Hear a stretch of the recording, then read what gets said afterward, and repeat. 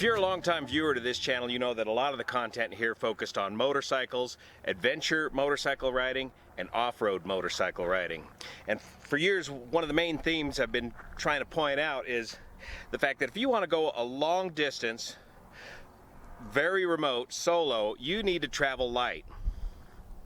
Now, for nearly a decade, the adventure motorcycle market was dominated by 1200cc huge behemoth motorcycles, basically because of popular culture and the movie Long Way Around of the three blokes trying to get around the world on these giant motorcycles and complaining about the weight the entire time. And I felt like the lone voice in the wilderness arguing that we need smaller adventure motorcycles. Well, finally, the Great Recession came and motorcycle manufacturers realized they need to start producing smaller bikes and introductory level bikes, bikes to entice new riders into the marketplace. And now we're finally beginning to see a fundamental change in the market to smaller, lighter motorcycles. So I'm here in sunny Moab, Utah today to see the latest offerings from Rally Raid Engineering and what they have done to rally raid the BMW G310 GS. Let's take a closer look. We got a very special guest today, world famous Dakar racer and moto photojournalist, Jenny Morgan. Jenny Dakar Morgan, better known as JMO on the ADV forums, adventure rider forums. We spent the last 3 days thoroughly flogging the little GS to find out the limits of this machine. Check it out. Jenny, you've had this bike for just about a month now, and you've gone, what, over 6,000 miles? I have, yeah. I rode into Moab a couple of days ago. I just rode over the 6,000 mile mark, and then we've been out trail riding for a couple of days. So. You bought it in Virginia and then took most of the TAT, some of the Transamerica Trail? Yeah, well, no, I bought it in Virginia on the East Coast, partly because Sam Carrero, who designed the Transamerica Trail originally, has got some new sections in Virginia and North Carolina which I'd not ridden when I rode it back in 2015. I started on the North Carolina-Tennessee border, and now he's added about another 500-600 miles worth of TAT in there, which I wanted to do because I really like riding in Virginia and North Carolina. So it was a great opportunity to ride those trails and also to start this kind of real-world proving test with this bike by riding it across the country again, because I think a lot of people think, oh, it's a 300cc or 313 technically, but 300cc single-cylinder bike, what's it going to be like as a long-distance adventure bike? I think that, you know, BMW have played this bike down a little, saying it's more like an urban enduro, a sort of a commuter bike and a weekend plaything. And certainly John at Rally Raid and I saw a lot more potential in this bike, much as we'd done with the Honda CB500 3 years ago. And we thought that actually you could turn it into quite a good all-round, you know, slightly harder edged adventure bike, you know, more off-road biased adventure bike, but still with good road manners. So what the whole point of me buying one this year and riding it all over North America is to see what it's going to be like to live with on a day-to-day basis, and put it through some you know, challenges that you might consider a larger bike. In the last 3 days, we've kind of found the limits possibly. For sure. I mean, around Moab on these Jeep trails here. Well, yeah, I mean we've certainly found the limitations of what I would say the standard bike is. You know, the elements that BMW have perhaps failed to address, shall we say, because of budget constraints. At the end of the day, this is a sub $6,000 bike. They've had to cut corners with some of the specification to meet that price point, primarily for Asian markets, but obviously it translates into a very affordable bike once you get it into the US and into Europe as well. I mean, the nice thing about this is it's a world market bike. It's designed to be sold everywhere. The BMW dealer network, you know, is pretty widespread. It's incredibly good value. I mean, as I say, the list price is just under $6,000, and you get a 3-year warranty and 3-year roadside assistance in North America. Well, you know, that's worth a hell of a lot, particularly if you're kind of going to buy a new bike and just head off into the wilderness on it, which is pretty much what I've done. Although obviously I've prepared it. I've taken a few precautions with some of the Rally Raid parts that I fitted to my own bike.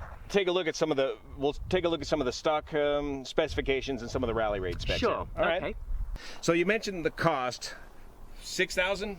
Yeah, I think it lists at $5,940.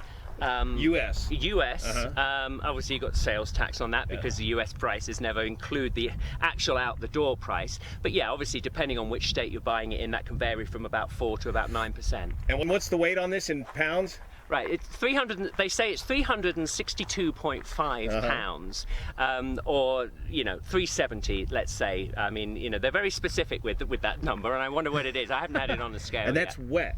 That's wet. That's fully fueled, ready to ride. But you see, it does only have a 2.9 gallon. US gallon tank, 11-litre fuel tank on this bike. So it's not, although the tank itself looks kind of huge, it actually only has the underneath all of this plastic padding, like a lot of virtually all BMWs have these days, there's a metal fuel tank under there. And as I say, they share that tank with the R model, the street model. So it does have a limited range, and I think that's one of the criticisms that people, or one of the concerns people had initially about this bike. What kind of fuel range will you get out of it? And certainly, having ridden it across the country at 70, 80 miles an hour even, and that's the good thing about this, it has a nice widespread 6-speed gearbox. Sixth gear is a very usable cruising gear, which is nice. You get anything, realistically, if you're riding at high highway speeds, you're getting about 150 miles before you need to consider filling it up. But if you're riding sub 50 or 60 mile an hour trail riding speeds or 2-lane highway speeds, that's going up to 170, even 200 mile range. I mean, I've seen a couple of times when I filled the bike up, it says 210, 216 mile range left. And that's another good thing about this, typical in the BMW, although it doesn't have a lot of electronics, like it doesn't need traction control, it's only got 34 horsepower. But the dashboard is quite comprehensive. You have trip meters, it has fuel remaining, engine temperature, gear indicator, obviously rev counter and speedo and things. So it's quite comprehensively equipped. Fuel injected and ABS. Of course, yeah. I mean, again, it's because it's designed as a world market bike. Certainly in Europe, for example, anything over 125cc from next year, it needs to have ABS anyway. So it comes as standard. Swing a leg over that seat and tell me about the seat height. Okay, well again, this is, although I've got the Rally Raid wheels and suspension on this is what we call our level 1 suspension, which retains the standard seat height. Now I have about a 32-inch inseam. You can see my knee, even with sandals on, is quite bent. So they say the seat height is about 33 inches as standard. Obviously there's a little bit of sag. I've got this set up quite soft, but it's quite manageable for a lot of people. But I think one thing that a lot of people who see this bike in the showroom are surprised at is physically how big it is. It's not a tiny little, it's not like a pit bike or a little 125cc. Yeah, it's a full size. It's a full size motorcycle, yeah. I mean, there's not a lot of pillion provision, I would say, but for a solo rider, it's very comfortable, very ergonomic, yeah. Great, let's look at some specific features. So at the heart of the Rally Raid conversion is the suspension, starting with this rear shock from Tractive? Yeah, well, Tractive, I mean, say from Tractive. We work with Tractive to make suspension for our specific bikes. So in this case, we've got a range of 3 rear shock absorbers for the GS. The standard travel one, which is what I've got on my bike here. You can have a remote preload adjuster, hydraulic preload adjuster, which I fitted to this bike. We also do a low shock. As I say, although I find the seat height on the standard seat height on this bike perfectly manageable, certainly as a dual sport bike, perhaps newer riders or shorter riders are, potentially intimidated by a seat height that's kind of dirt bike-ish height. And so we do a shock that is half an inch lower, and we'll lower it by a further inch, so up to 1.5 inches lower than standard. And then obviously, there's the nice thing about the forks on this bike, there's plenty of range on the triple clamps to be able to drop the front end 1 inch or so to even out with however you've lowered it at the back. And there's a level 2 kit that actually raises the suspension? Yeah, I mean the level 2 kit is not so much to raise the bike. With our CB500, that bike was a very low slung bike as standard, 5 inches of travel, 17-inch front wheel. BMW have already put 7 inches of travel on this bike, and they put a 19-inch front wheel on it. So we didn't need to increase the overall ride height or ground clearance particularly, because as I say, under our engine guard there's 10 inches of clearance already on the GS. So it's a very maneuverable compact off-road bike in that regard. So the level 2 suspension really primarily is there to give you full damping adjustment with separate rebound and high and low speed compression damping. Again, you can fit the hydraulic preload adjuster if you want to do that. But it does have a modest increase of 20 millimeters or 3/4 of an inch extra travel when you have the longer travel shock, because we see that fully adjustable shock more as the people who are looking for ultimate off-road high performance and want to be able to dial in their suspension to their personal preference. And what we're looking at here is the standard ride. Yeah, level 1. Right here. This is the level 1. This is the what we'd say is going to be the main kit that most people are going to go for. As I say, it already has the geometry of our level 2 CB500, so you've got good ground clearance, short wheelbase, 19-inch front wheel, 17-inch rear wheel, which gives you a large choice of tyres, street legal dual sport tyres. That's the remote preload adjuster there. So that allows you to add more compression to the spring. Up to 10 or 11 millimeters of preload, so plenty of adjustment whether you're riding solo or with a passenger and with luggage. Great.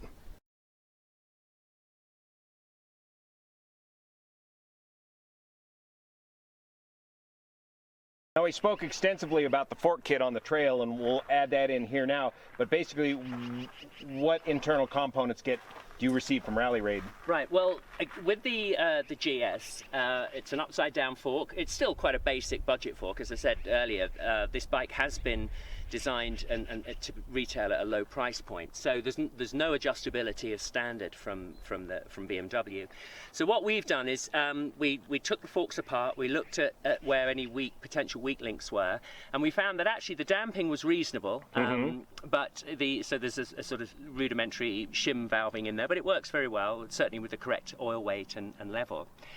So what we've done is replaced a rather short standard spring and a large metal spacer with a much longer linear wound spring it's more compliant, but at the same time it's actually got a stiffer rate than standard. One of the criticisms that the press had of this bike, and certainly a number of larger people who have ridden it, is that it blows through its front suspension very quickly, so it bottoms out the whole time. So we have a choice of 2 spring rates, what we call a medium and a firm spring, and then obviously the main thing is that we've put preload adjustment on there, so you can dial in the sag correctly as required, and that's the latest generation of the sort of very low profile preload caps that Rally Raid have designed. These are just additional little bleeders that I put on. They let the air pressure, when the fork builds up air pressure, typically when you're cycling very rapidly, when you're riding off-road, you can build up air pressure inside the fork legs, so that's just a quick release way to let the air out. Otherwise you can just do it with a screwdriver, with the standard screw thread.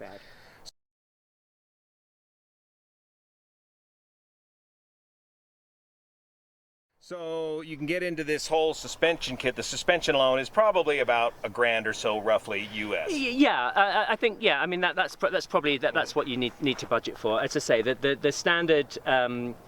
The nice thing about this bike, because we're not altering the geometry significantly like we had to do with the longer travel CB kit, it means that you can just buy the fork kit, you can just buy the shock, you can buy it together as a pair. There's no price penalty for buying them separately, so you can upgrade it a stage at a time. And similarly with the wheels, I mean, I think a lot of people were perhaps disappointed that the bike came out with 5-spoke cast aluminium wheels, which is great because they're tubeless, but obviously if you're going to start riding the bike a little more aggressively off-road, which this kind of bike does encourage you to do. It's very light and nimble, and it rewards you once you've opened the throttle kind of over 5,000 RPM and really start pressing on. It really comes alive. So, potentially you're going to find the limitations of the standard suspension very quickly. You're also going to potentially damage those cast wheels if you're starting to ride in rough terrain at any great speed. So we've designed essentially a same set of wheels that we have, very similar in specification to our CB500 wheels, and which in turn are also very similar to the rally wheels we do for the KTM 690. So very strong rims, heavy duty, oversized bulldog spokes, our own design of hubs, designed and machined in-house. to take all the original brake rotors, the ABS ring, the rear cush drive and sprocket carrier from the standard wheels. So all of those parts just swap over. They use the standard bearings and seal sizes as well. They come fitted with new bearings and seals, but obviously if you ever need replacements in the future, you can just go to a BMW dealer and get those. And you're running the Continental TKC 80 tires. Yeah, I mean, that's certainly out here in the US and certainly in the western US where it's nice and dry. That's always my tire of choice. They're very good as a highway tire. You know, I would say they're the best knobbly tire to ride on the highway. They're slightly soft. I've just changed my rear tire. When I arrived in Moab, I'd done, as I say, 6,000 miles on that tyre. It wasn't dead, but it probably only had about another 1,000 miles left in it. Well, but that's good. kind of, you know, that's kind of average for a TKC 80, really. You know, and as I said, I've been riding a lot of mixed rough road, fast gravel, rough terrain, and then some highway, and that wears your tyres down. That flip-flopping between off-road and on-road. You get a slight bit of wear on the tyre, and then it heats up on the highway, and that increases the wear. But I'm very pleased with it. And personally, we think that on the back of this bike, although it comes as standard with a 150 tyre on their standard wheels, we actually prefer the 140/80 rear tyre on the GS. Slightly narrower, although it's still a big fat tyre. At the end of the day, it's only a 300cc bike. Although it's designed to carry a lot of weight, you know, it'll carry 400 pounds, so you can have two full-size adults on this bike, or a lot of luggage if you want. So it has been spec'd with quite large tyres, 110 width front tyre and a 150 rear.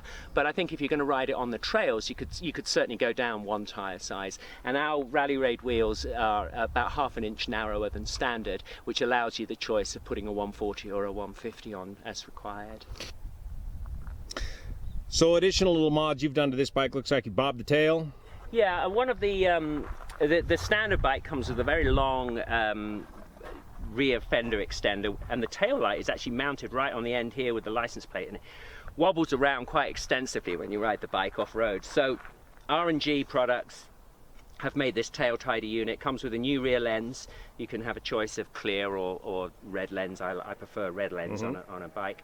It takes the OEM turn signals, or you can put aftermarket ones on as well. But it really docks the tail. And the GS as standard comes with a large aluminium rear rack, which is actually the accessory part for the R model, the street model. It's exactly the same part number. So what I did is I removed the standard rack and actually just put the two grab handles on from the R. Again, really docking the tail. But my luggage system is just a simple giant loop Coyote bag. It's a 39-litre bag. Sits perfectly across the seat pad, attaches to the passenger foot peg hangers there, and actually the handles are really great. They've got this little slot in here that the clips from my Coyote bag fit clip right straight into, in. So it's quick release. So if you are riding it on the trail and you either want to take your luggage bag off to make the bike a little bit more maneuverable, or you've dropped it and you can't pick it up, you can just quickly release the bag, take it off, and then pull the bag up. And I must admit, that's one of the things that we like about the GS. As I say, we always consider at Rally Raid that the CB500 is if you like, the perfect 50/50 bike, because it's very good on the highway and it's very good as a trail bike, but it does weigh 430 pounds, 440 pounds once you put the engine guard on and so on. So what we try to do with the GS is to keep the weight as close to standard as possible, even though we've added these upgraded parts. We try to call it weight neutral, if you like.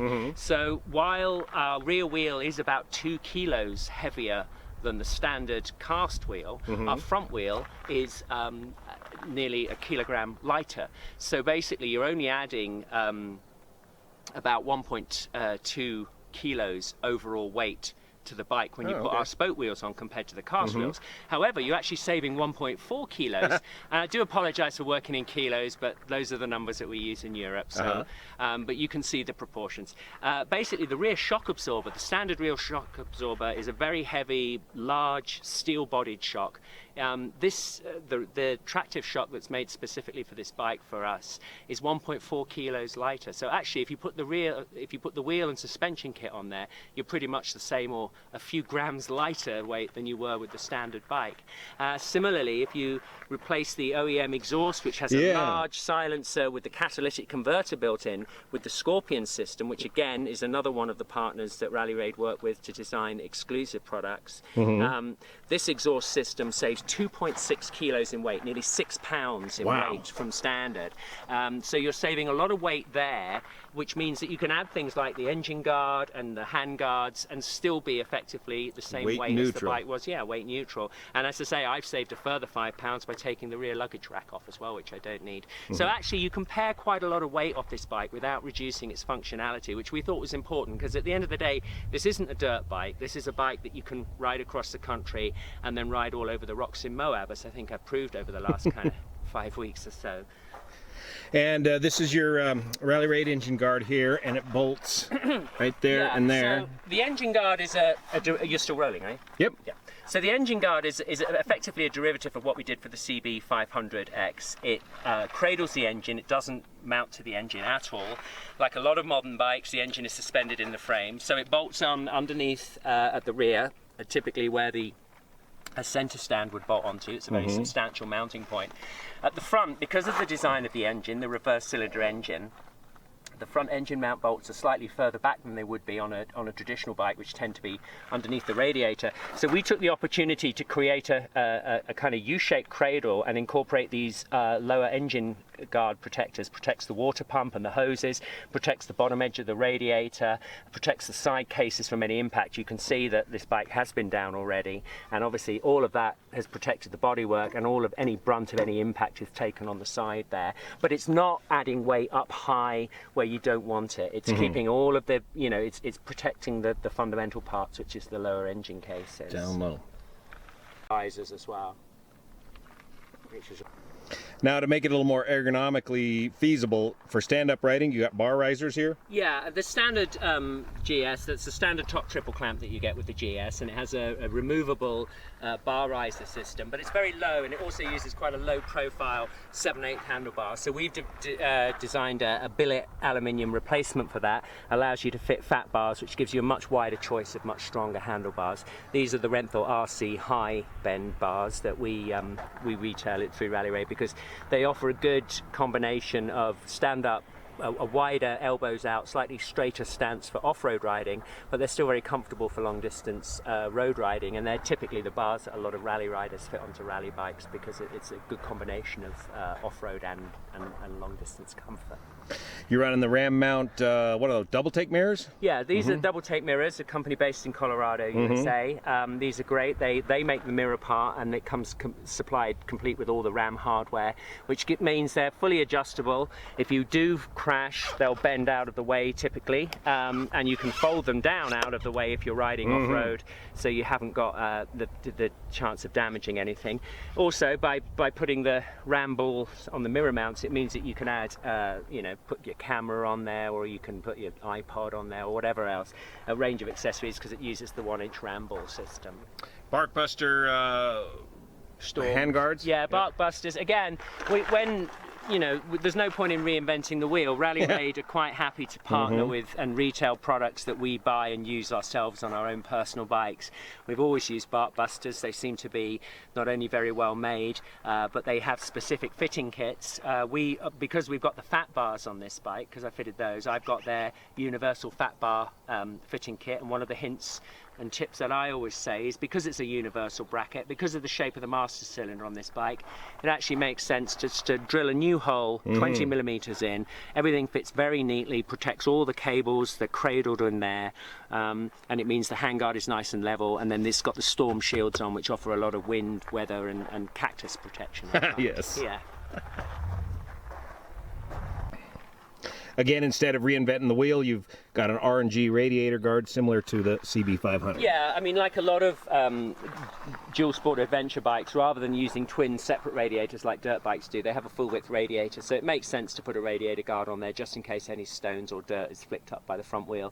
The nice thing I like about the GS, they've got some really thoughtful touches in there, and then typically for BMW they've also got some really obscure ways of doing things. But the one thing I particularly like about this bike, obviously it comes with a low adventure or rally style front fender. There is plenty of clearance under there. I mean, I can get 2 fingers under there pretty much, but if you were to ride in really muddy conditions, you might want to remove that low fender. It's just 3 bolts on each side, just with a 5mm Allen key. The whole fender comes off, but the brake hose stays in place on the fork legs, so there's no having to, you know, MacGyver anything together to keep moving. You could just put the fender on the rear seat with a bungee strap and carry on. So that's a really nice, neat touch from that point of view. But obviously, I found that fender works very, very well. Keeps the dirt off the engine, keeps the dirt off the radiator. Now, despite all the thrashing around we've done out here in the dirt, that little shock protector seems to work. Yeah, again, I think this is where BMW have somebody on the design team thought things through. Other people were left to their own devices. They have this plastic shield that protects the bottom end of the shock absorber. Works very well. You know, it's almost to the bottom of the battery box there as well, so no dirt really gets on the shock. I mean, you can always put one of those neoprene covers on there, but we find that that works very well. The other thing they've done is they've incorporated frame protectors, plastic frame protectors on the bike as standard. You know, that's a typical add-on that people have to do. But then conversely, they have, you can see when you look at the bike a little more closely, you can see where things are slightly cheaper. The foot peg hangers are quite rudimentary. The brake pedal is a horrible piece of bent metal, and I say bent metal because I bent it 3 times yesterday in the rock fields up on the La Salle Mountains. Non-folding. Non-folding. Same with the shifter, non-folding. Yeah, but those are 2 things that Rally Raid will be addressing very soon. And similarly, the standard foot pegs, they look great, but they're tiny. You know, they're barely an inch wide. Yeah, they're not very deep either. They do have removable rubbers that just pop in and out for road use. As I say, you can see where they've saved money with some of the componentry on this bike, but fortunately these kinds of parts to upgrade, typically they're upgraded on a dirt bike, you know, or a dual sport adventure bike anyway, and typically they're parts that do get damaged, so you're going to replace them. So it makes sense for us to make a series of replaceable parts that are heavier duty and will work better. Similarly, the standard brake and clutch levers are very long and just cheap cast units. Rally Raid will offer billet aluminium adjustable levers like we do for the rest of our bikes as well for that. So that will just improve the rider interface, if you like. And certainly in combination with the taller bar riser and the higher handlebars, you can really move around on the bike. And that's the one thing I've noticed, having lived with this bike now for, you know, 6,000 miles, is actually it does reward you if you end up riding it a little bit harder perhaps than you might a typical adventure bike. I think when you're traveling on an adventure bike, it's always best to be you know, err on the side of caution, take it easy, pick your route nice and gently, particularly if you've got luggage on the bike. And the last thing you want to be doing is dropping your bike the whole time or doing any damage. But where this bike fits into the Rally Raid range is that while the CB is that 50-50 long distance travel bike that can attempt pretty much any trail, as you know from our previous videos, we even took it on the Rubicon, so you can certainly do it. But where this bike really rewards you being that, you know, appreciably lighter, it's just a little bit more sort of dialed in and a bit more sporty, if you like. So it's you know, it rewards you by opening the throttle over, you know, in the top half of the RPM and really riding around. And I found it's been deceptively fast. I mean, you can ride trails at 40, 50 miles an hour even. It's the kind of pace you might be riding, you know, a full-on dirt bike or a dual sport enduro. So the fact is it is a good hybrid between those 2 bikes. You know, it's appreciably lighter really than any other adventure bike out there. And I think, as I've proved, you can ride this across the country for many hundreds of miles in a day. The most I've done on this bike in one day was 750 miles. Straight through. I did 2 650-mile days back to back on it as well, just because needs must towards the end of last month. So it really is, you can use it in much the same way as you'd use a larger bike, but where it rewards you, and I think with, you know, the video clips that we took yesterday particularly, is when once you've taken your luggage bag off, once you've got your riding gear on, you can really rip it around and have a lot of fun on it. And I think you can probably, you know, take more liberties with it than you might on a bigger bike. Even the CB500, which is, you know, as I say, still my personal favorite bike, but I would certainly I can ride this bike harder or with less effort than I could ride the CB500 at the same kind of rough terrain off-road speeds. Very good. Well, let's go hit the trail. For sure.